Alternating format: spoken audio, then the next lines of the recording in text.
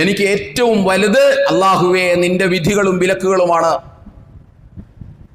നിന്റെ ആജ്ഞാനിർദ്ദേശങ്ങളാണ് എനിക്ക് വലുത്. എൻ്റെ മുൻപിലെ ഓരോ കാൽവെപ്പുകളിലും അല്ലാഹു അക്ബർ, നിന്റെ വിധിവിലക്കുകളാണ് എനിക്ക് വലുത് എന്നാണ് പറയുന്നതിൻ്റെ അർത്ഥം. ഇതൊരു ദിവസത്തിൽ എത്ര പ്രാവശ്യം നമ്മൾ പറയുന്നുണ്ടെന്ന് നിങ്ങൾ ആരെങ്കിലും ആലോചിച്ചിട്ടുണ്ടോ? 5 വഖത്തിൽ നമ്മൾ നമസ്കരിക്കാറുണ്ടല്ലോ. ആ 5 വഖത്തിലെ നമസ്കാരങ്ങളിൽ എത്ര പ്രാവശ്യമാണ് അള്ളാഹുവിനോട് നിന്റെ വിധികളും വിലക്കുകളുമാണ് എനിക്ക് ഏറ്റവും വലുത് എന്ന് പറയുന്നത് എന്ന് ഇത്ര കാലം നമസ്കരിച്ചിട്ട് നമ്മളൊന്ന് ആലോചിച്ചിട്ടുണ്ടോ? സുബഹി നമസ്കാരത്തിലൂടെ 11 പ്രാവശ്യം, ളുഹർ നമസ്കാരത്തിലൂടെ 22 പ്രാവശ്യം, അസർ നമസ്കാരത്തിലൂടെ 22 പ്രാവശ്യം, മഗ്രിബ് നമസ്കാരത്തിലൂടെ 17 പ്രാവശ്യം, വീണ്ടും ഇശാ നമസ്കാരത്തിലൂടെ 22 പ്രാവശ്യം.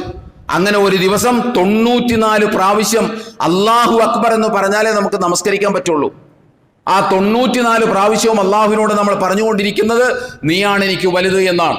നീയാണ് എനിക്ക് വലുത് എന്ന് പറഞ്ഞാൽ നിന്റെ ആജ്ഞാനിർദ്ദേശങ്ങളാണ് എനിക്ക് വലുത്, നിന്റെ വിധിവിലക്കുകളാണ് എനിക്ക് വലുത് എന്നൊരു സത്യവിശ്വാസി 94 പ്രാവശ്യം പേർത്തും പേർത്തും പറഞ്ഞുകൊണ്ടാണ് സമൂഹത്തിൽ ജീവിക്കുന്നത്. നമ്മുടെ അവസ്ഥ എന്താണ് യഥാർത്ഥത്തിൽ?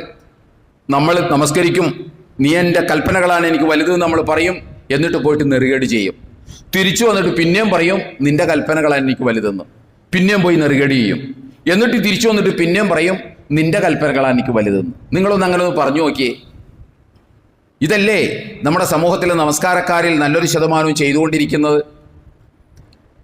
ഈ 94 പ്രാവശ്യം പറഞ്ഞതിന് ശേഷം നിങ്ങളൊന്ന് ആലോചിച്ച് നോക്കൂ, ഒരാൾക്ക് നെറുകേട് ചെയ്യാൻ പറ്റുമോ? ഗുരുതരമായ പാപങ്ങളും ഗുരുതരമായ കുറ്റങ്ങളും ഒരു നമസ്കാരക്കാരന് ചെയ്യാൻ പറ്റുമോ? പറ്റില്ല. ബോധത്തോടു കൂടിയാണ് ഇത് പറയുന്നതെങ്കിൽ, ബോധത്തോടും ബോധ്യത്തോടും കൂടിയാണ് ഇത് പറയുന്നതെങ്കിൽ ഒരു നമസ്കാരക്കാരന് നെറുകേട് ചെയ്യാൻ കഴിയില്ല. ഗുരുതരമായ ഒരു നെറുകേടും ചെയ്യാൻ കഴിയില്ല.